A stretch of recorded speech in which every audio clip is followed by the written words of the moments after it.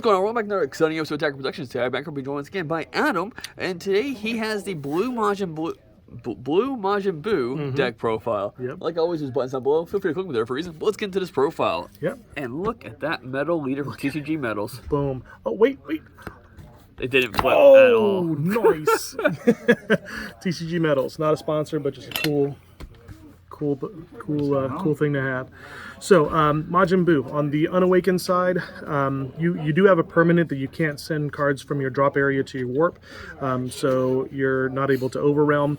We do have an Activate main. You can burst 3 cards, replace one of your energy with a Majin Buu from the drop area. Your awakening condition is you have to be at 4 life or less, and you can restand 1 energy and draw. On the Awakened side, if you have Sparking 7, which means 7 cards in your drop area at least, your leader gets an extra 5k. You also get to draw a card on swing. And then an Activate main, which is the same as on the Unawakened side. You basically, instead of bursting, you just choose a Majin Buu card from your drop area and put it into your energy. So, the unison that we play for this deck is the Frieza and Cell Match Made in Hell. The main reason for that is it allows you to play 1-drops for free. Also, if you have a card that goes back to your hand at the end of your turn, you get to draw a card. So drawing cards is good. So the 1-drop that we play that gets to go back to our hand is going to be Awakening Talent Pan. This one, at the end of the turn, gets returned to your hand. If you want to swing with it, you take a life. It gets plus 10k, so it gets up to 15k. The other 1-drop that we will play with the effect of the Unison is going to be Majin Buu, Revitalizing Absorption. This is a great card. Anytime you can pay 1 to draw a card, it's fantastic, but also when it's free, that's even better. And then if you have 3 blue energy and your opponent has 3 or more energy, you can essentially put this card into your drop area, and you're able to play a 7-drop from your drop area. And that 7-drop is going to be Ultimate Absorption Majin Buu. We only play this at 3.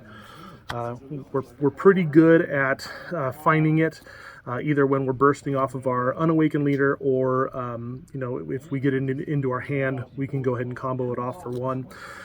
When this card is played, you're able to grab a Gohan Adolescence from your drop area and play it. So we run 4 of the super combos. It's really easy to play this card because our Sparking 5 is up at the latest by turn 2.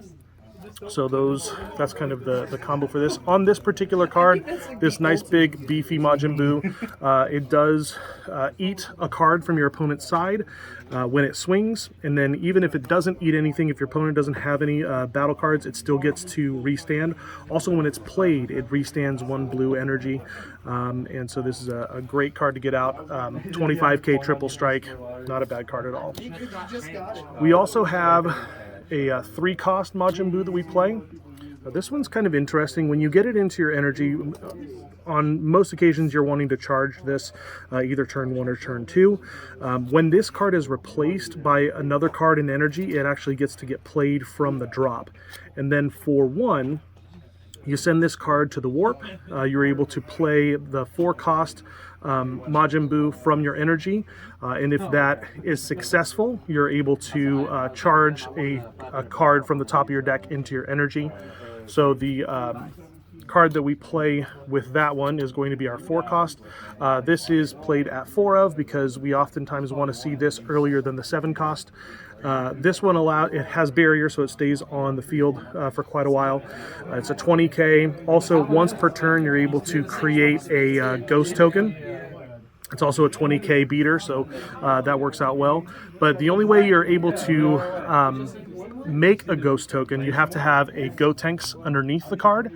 And so when this gets played, it actually pulls a Gotenks from the drop. Now, I decided to go with this one instead of the 4-cost. The 4-cost didn't really appeal to me a whole lot. I can easily play this out for 3. When it gets played, you draw a card, and it also is its 15k critical. So I prefer to go that route if possible instead of the 4-cost. So a little change there. One of our closers is going to be the 7-cost Majin Buu for 1 blue energy. You could put this on top of a Majin Buu with a cost 5 or more. And you also have to discard 2 cards from your hand. Not typically a big deal, but it is a triple striker for 30k. But also when it evolves, it gets plus 30k and restands. So it's a fantastic closer.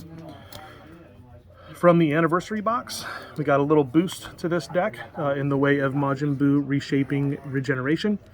This one you can discard it from your hand once per turn, and you can search the top, I think it's 5 cards.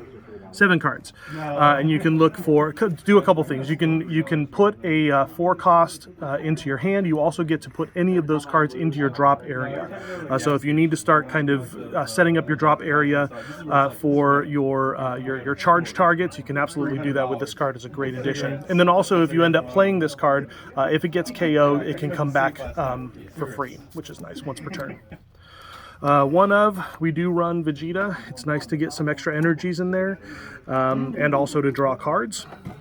So it's just a little one of. Another tech, Realm of the Gods, Beerus, because it's good and it's blue.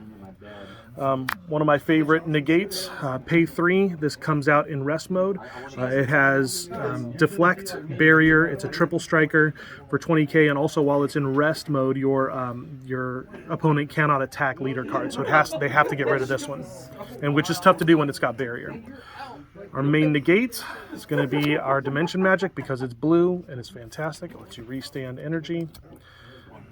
One card that we haven't seen in a while. When you have a blue unison in play, you get to play this for free, and when you play it, you restand an energy. So you're essentially restanding 1 energy for free, and you're able to on counter attack. You're able to select one of your opponent's battle cards, ignoring barrier, with 15k or less, and KO it.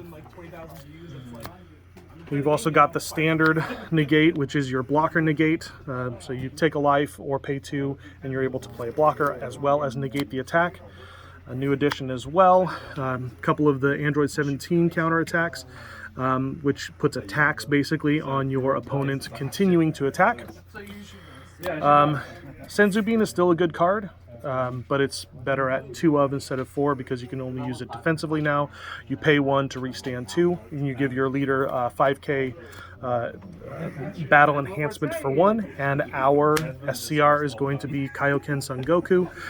It's great to pay 2 to put all of your energy back up. So if you have a bunch of those 1 costs on the field, you can play more of those 7 drops. You can play some more of the 4 drops.